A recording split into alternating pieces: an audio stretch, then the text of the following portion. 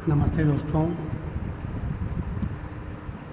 हिंदी साहित्य की BA part 3 की इस कक्षा में मैं डॉक्टर महेश चंद्र तिवारी, राजकीय कन्या महाविद्यालय सिकंदरा, बीए पार्ट 3 की इस कक्षा में आप सबका स्वागत एक बार पुनः करता हूँ। मित्रों, हिंदी साहित्य को अध्ययन की सुविधा की दृष्टि से इसके अध्येताओं ने और इतिहासकारों ने 4 प्रमुख भागों में बांटा है। आदिकाल, भक्तिकाल, रीतिकाल और आधुनिक काल। जब हम आदिकाल, भक्तिकाल, रीतिकाल को अध्ययन के दायरे में लाते हैं तो पाते हैं कि यह आधुनिक काल से एकदम अलग राजा रानियों, धार्मिकों का काल था। आधुनिक काल जिसकी शुरुआत भारतेंदु युग 1850 के आसपास राजनीतिक दृष्टिकोण से पहली जो लड़ाई हुई अंग्रेज़ों के खिलाफ, सार्थक लड़ाई, जिसे हम भारत का प्रथम स्वतंत्रता संग्राम भी कहते हैं और 1857 की गदर, 1857 की क्रांति भी कहते हैं, वहाँ से शुरू होती है। तो भारतेंदु युग, द्विवेदी युग, छायावाद, प्रगतिवाद और प्रयोगवाद तक आते आते हिंदी साहित्य आधुनिकता के नए दौर में प्रवेश कर जाता है, जहाँ पर हिंदी कविता स्वतंत्रता के आसपास और स्वतंत्रता के ठीक बाद के परिवेश को देखती हुई आगे बढ़ती है। प्रयोगवादी कविता, चूँकि प्रयोगवाद के जो स्वयं कवि हैं उन्हें भी यह नाम इतना रास नहीं आया, वो स्वयं भी नहीं चाहते थे कि हमें प्रयोगवादी कवि कहा जाए। तो ऐसे ही प्रयोगवादी अनिच्छापूर्वक नाम चला प्रयोगवाद। वह आगे बढ़ते बढ़ते पहुंच गया नई कविता के नए परिवेश में। नई कविता हिंदी साहित्य में 1951 के बाद की उन कविताओं को कहा गया जिनमें परंपरागत कविता से आगे नए भावबोध की अभिव्यक्ति के साथ साथ नए मूल्यों और नए शिल्प विधान का अन्वेषण किया गया है। यह प्रयोगवाद के बाद विकसित हुई हिंदी कविता की नवीन धारा है। नई कविता अपनी विषय वस्तु और रूप छवि दोनों में प्रगतिवाद और प्रयोगवाद का विकास है ही, लेकिन उसके बावजूद विशिष्ट भी है। बात करते हैं इसके आरंभ होने की। नए कविता आंदोलन का आरंभ इलाहाबाद की साहित्यिक संस्था परिमल के लेखकों जगदीश गुप्त, राम स्वरूप चतुर्वेदी और विजयदेव नारायण शाही के संपादन में 1954 में प्रकाशित नई कविता पत्रिका से माना जाता है।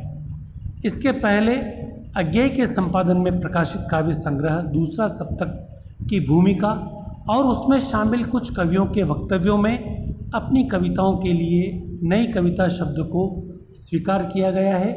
तो 1950 के बाद 1951 और विशेष तौर से 1951 से लगा करके 54 के बीच शुरुआत इसकी हमें दिखाई पड़ जाती है।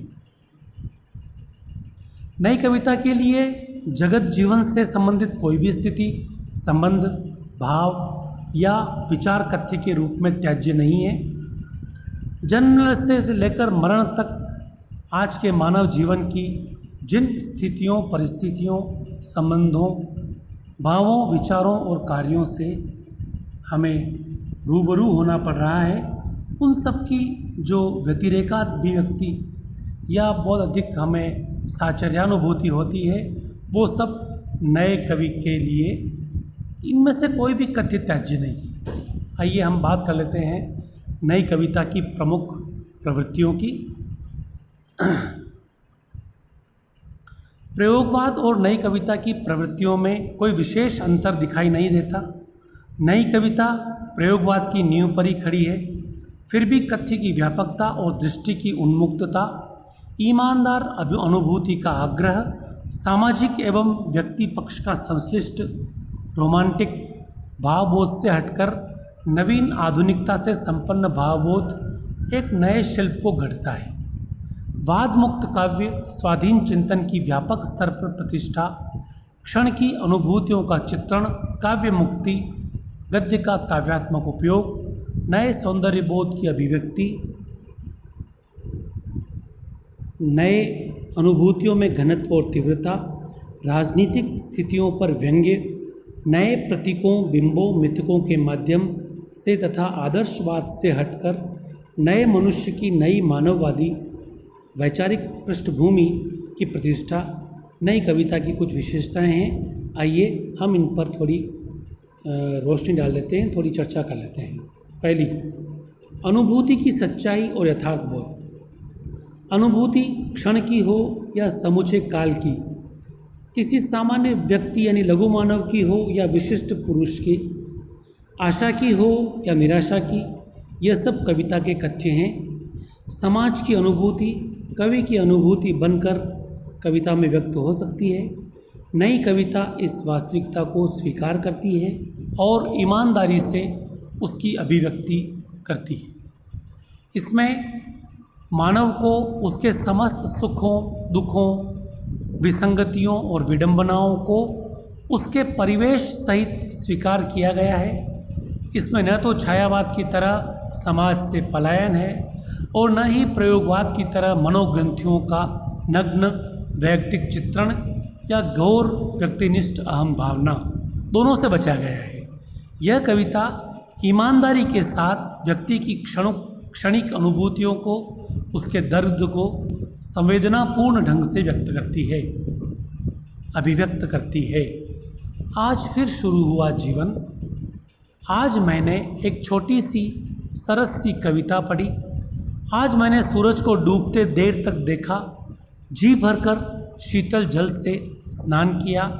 आज एक छोटी सी बच्ची आई, किलक मेरे कंधे पर चढ़ी।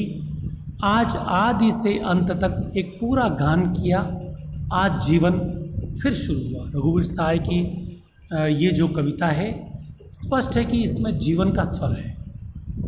चेहरे थे असंख्य, आँखें थीं, दर्द सभी में था, जीवन का दंश सभी ने जाना था, पर दो, केवल दो मेरे मन में कौंध गई। मैं नहीं जानता किसकी वह आँखें थीं, मैं नहीं समझता फिर भी उनको देखूंगा। परिचय मन ही मन चाहा तो उद्यम कोई नहीं किया, किंतु उसी कौंध मुझे फिर दिखलाती है। आगे की पंक्तियाँ ये, वही परिचित दो आँखें ही चिर माध्यम है, सब आँखों से सब दर्दों से मेरे चिर परिचय का। दूसरा, कथ्य की व्यापकता और दृष्टि की उन्मुक्तता। नई कविता में जीवन के प्रति आस्था है। जीवन को इसके पूर्ण रूप से स्वीकार करके उसे भोगने की लालसा है। नई कविता ने जीवन को जीवन के रूप में देखा, इसमें कोई सीमा रेखा निर्धारित नहीं की। नई कविता किसी वाद में बंध कर नहीं चलती, इसलिए अपने कथ्य और दृष्टि में विस्तार पाती है। नई कविता का धरातल पूर्ववर्ती काव्य धाराओं से व्यापक है, इसलिए उसमें विषयों की विविधता है।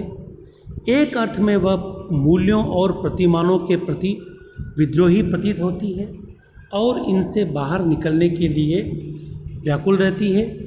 नई कविता ने धर्म, दर्शन, नीति, आचार सभी प्रकार के मूल्यों को चुनौती दी है।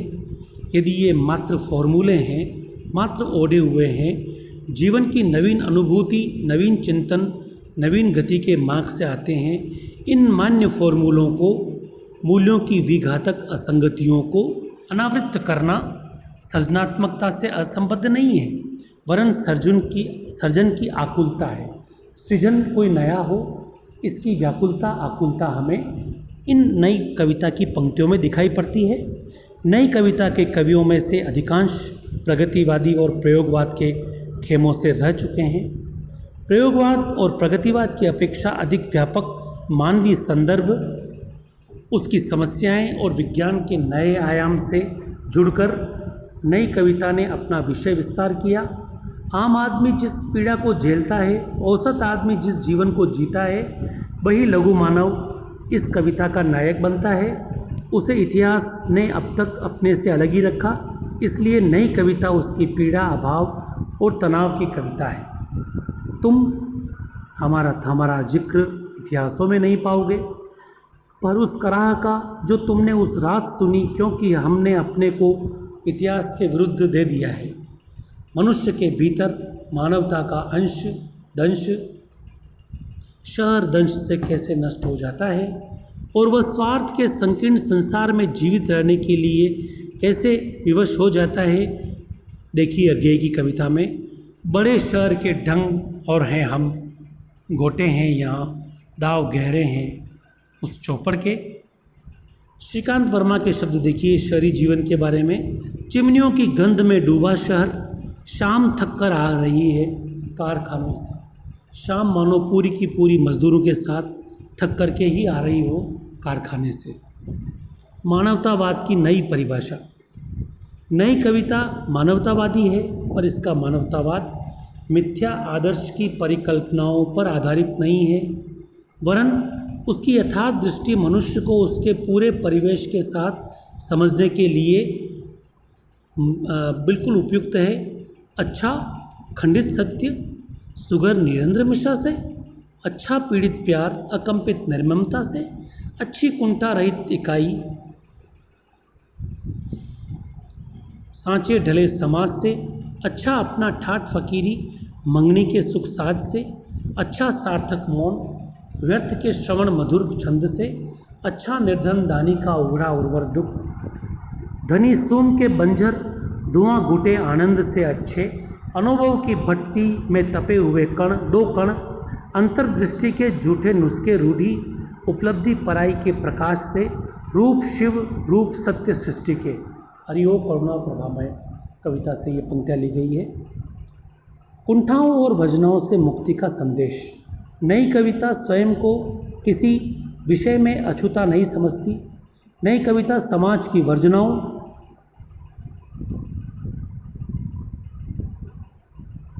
और व्यक्ति की कुंठाओं से निकलकर स्पष्ट और कोमल अनुभूति को यथार्थ की कसौटी पर कसकर अभिव्यक्ति देती है। उसमें यदि आदर्श के प्रति लगाव नहीं है तो अनुभूति के प्रति ईमानदारी में भी कोई कपट नहीं है। नए कवियों ने आवाज़ उठाई कि हम तो सारा का सारा लेंगे जीवन, कम से कम वाली बात हमारे यहाँ नहीं चल सकती। एक देखिए दो पंक्तियाँ, ज्ञान और मर्यादा उसका क्या करें हम, उसको क्या पीसेंगे, उसको क्या खाएंगे, उसको क्या ओढ़ेंगे, उसको क्या बिछाएंगे। सपाट उपयोगितावादी कविता, विवेक और विचार की कविता। नई कविता में केवल भावबोध की अंधी श्रद्धा नहीं है, बल्कि उसमें तर्क, बुद्धि, विवेक और विचार भी है। श्रीकांत वर्मा तो कहते भी हैं कि उसकी प्रकृति है प्रत्येक सत्य को विवेक से देखना, उसके परिप्रेक्ष्य में प्रयोग के माध्यम से निष्कर्ष तक पहुंचना, बाह्य स्थितियों के प्रति सतर्क सचेत होकर मानसिक विश्लेषण की ओर बढ़ना। मैं खुद को कुरेद रहा था, अपने बहाने उन तमाम लोगों की असफलताओं को सोच रहा था जो मेरे नज़दीक थे। इस तरह साबुत और सीधे विचारों पर जमी हुई काई और उगी हुई घास को खरोंच रहा था, नोच रहा था। विसंगतियों का बोध। नई कविता मानव नियुक्ति को लेकर उसकी विसंगतियों के प्रति जागरूक रहती है। भारतीय राजनीति में निरंतर जो विसंगतियां उभरी हैं, सामाजिक आर्थिक धरातल पर जो विरोधाभास आया है, उसे यह कविता मोहभंग की स्थिति में उजागर करती है। यही कारण है उसमें आक्रोश, नाराजगी, घृणा और विद्रोह उभर आता है। आक्रोश के साथ निषेध के तेवर भी इसमें देखे जा सकते हैं।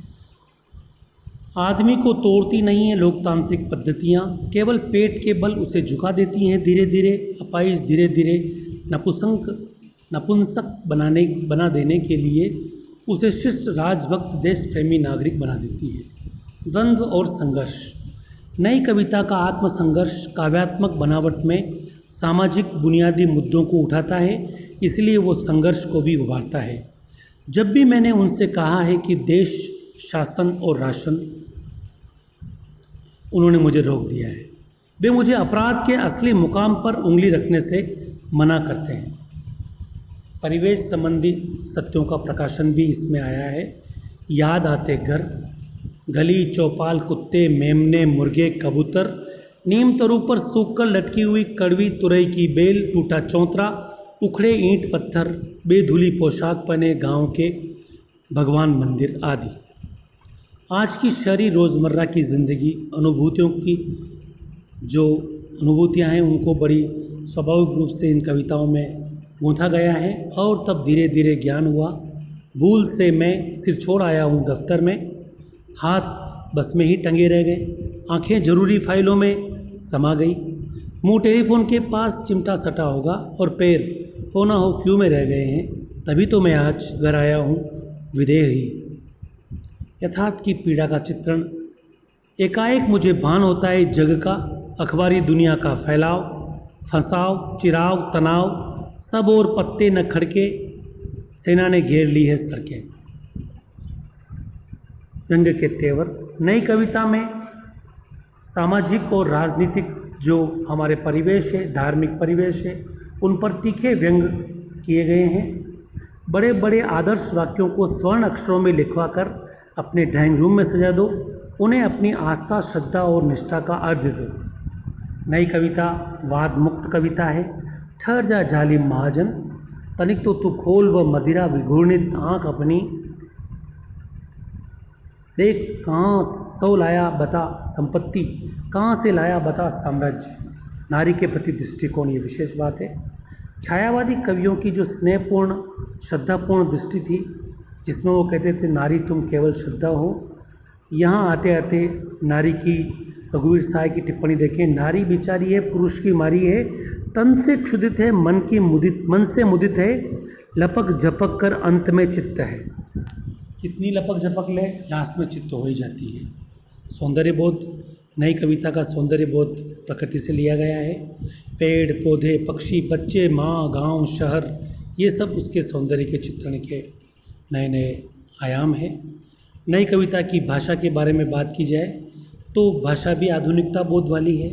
नया कवि पुरानी भाषा में नई संवेदना को गढ़ने के लिए मशहूर है। शब्द अब भी चाहता हूँ पर वह कि जो जाए वहाँ जहाँ होता हुआ तुम तक पहुँचे, चीज़ों के आर पार दो अर्थ मिलाकर सिर्फ एक स्वच्छंद अर्थ दे। तो नई कविता में जो भाषा है वो गद्यात्मकता से परिपूर्ण है। और देखिए भाषा में युवा कवियों की भाषा में जो सपाटता है उसका एक देखिए उदाहरण, श्रद्धा सम्मान और प्रेरणा जैसे शब्दों की पान की पीक के साथ थूकता हूँ मैं। मंत्रिमंडलों में बलात्कार करने वाले लोगों पर मैं थूक का रंग रहा है, मेरे थूक का रंग लाल है, काश मेरे खून का रंग भी लाल होता। नए प्रतीक बिल्कुल काम लिए गए हैं, छिनाल मौसम मुर्दार गुटरगू, नए बिंब शाखों पर जमे धूप के फाहे, गिरते पत्तों से पल ऊब गए आह, हकांदी खुलेपन ने मुझे अब मुझको, लहरों के ढाक कहीं डूब गए केदारनाथ सिंह। डागर सी, बंधी लीक पर रेलें माले लादे माल, चौंकती रंभाती अफराएं, ठिलती चलती जाती हैं नदियाँ में बाढ़ आई आदि। उपमान भी नए नए, प्यार इश्क खाते हैं ठोकर आटे के खाली कनस्तर से। नया उपमान बिल्कुल। उंगलियों में एहसास दबा है सिगरेट की तरह तथा सन्नाटा लटकी हुई कमरे की कमीज और हैंगर सा झूल रहा है। रस, यथेष्ट रसों की सृष्टि कवियों ने की है। और पहले लोग सजे जाते थे, अब कुर्सियाँ जाते हैं। दोस्त मेरे, भारत एक कृषि प्रधान नहीं कुर्सी प्रधान देश है। मदन लाल डागा। छंद, छंदों के प्रति विद्रोह प्रयोगवाद में प्रारंभ से ही रहा है। छंद में इन्होंने कभी भी किसी भी कवि ने कभी भी छंदों के ऊपर इतना नहीं छंदबद्ध होना स्वीकार इतना नहीं किया। और इन्होंने उन्मुक्त वस्तुतः नई कविता मुक्तक छंद में नई संवेदना और नए विचार की सटीक अभिव्यंजना की एक कोशिश है। दोस्तों, हमने नई कविता की प्रवृत्तियों को, नई कविता के परिचय को जानने का प्रयास किया। अगले वीडियो में हम कल नई कविता के जो प्रमुख कवि हैं उनके परिचय को समझने की कोशिश करेंगे। धन्यवाद।